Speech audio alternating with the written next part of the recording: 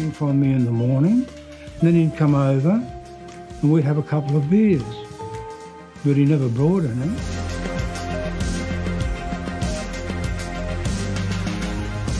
Can you tell us what sort of man would do that, would steal from a disabled pensioner like that?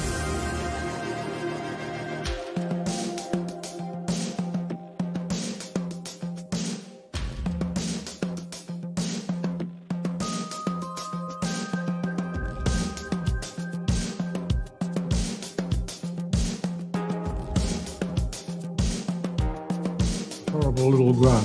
It is the ultimate betrayal of trust. It is. Very upsetting.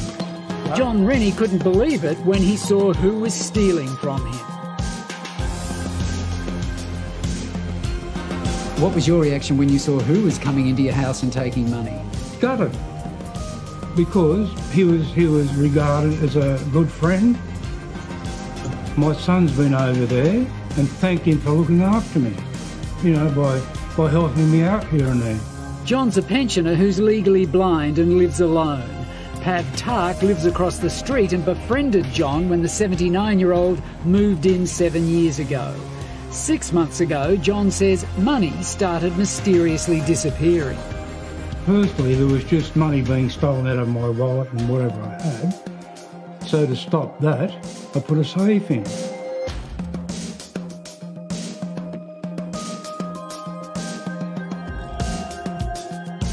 How do you think he was getting into your property? He had driven me in previously from his cab, parked in the drive, mate, watched me get the key. He has got the key and got a key cut so he can just come and go. You confided in him. You told him that you'd got a safe and he was telling you to put money in the safe. Yeah, well, he wanted it filled up, didn't he? Well, it would seem so. Being forgetful, John had written the combination of the safe on a piece of paper and hid it. But he thinks Pav found it, and that's how he could easily open it up.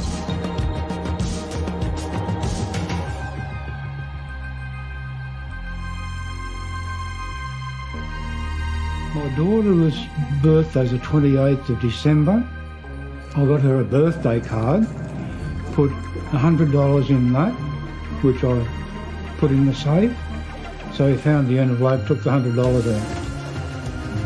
Charming, out of a birthday card. Out of a birthday card. It's pretty low act.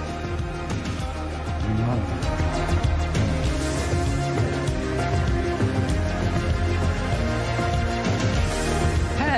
Pav Tark, Chris Allen from A Current Affair, mate. This is John's neighbour and friend, Pav Tark. Just wanted to ask you some questions, if I could, about your neighbour stealing from your neighbour. Pav, can you tell us what sort of man would do that, would steal from a disabled pensioner like that?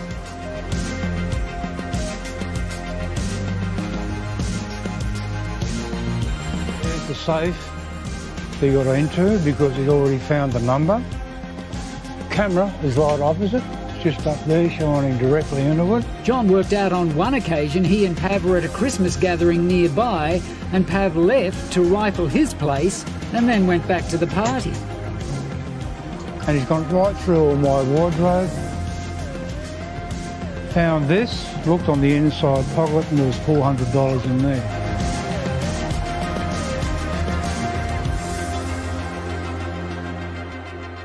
He knows when I'm coming and when I'm going, and he knows my movements. My son picks me up, takes me over to his place, so he's got a full night to go through my place. And have you spoken to him since the police became involved? My son and I went over there, showed him a little bit of the footage. Then when the police came round, went to arrest him, and he said, I admit to just going in there and having a look around.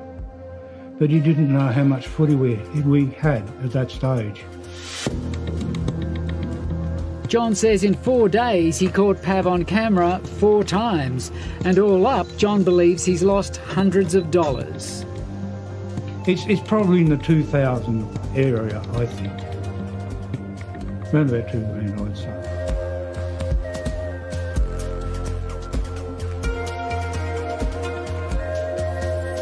John takes his videos to the police, who charge Pav Tak with 3 counts of entering a premises with intent and 1 count of burglary. When it gets to court, Tak pleads guilty and he's given 9 months in jail, but the sentence is wholly suspended. And from where John sits, that's not justice at all. Very disappointed. I thought that he should have at least got some sort of punishment. Some sort of punishment. Either it was community affairs or a fine or something. But he got nothing. He was supposed to pay you $200 in compensation. Have you ever received that? No.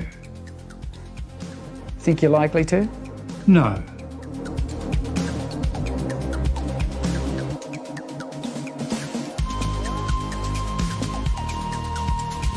The police came round, went to arrest him, and he said, I admit to just going in there and having a look around.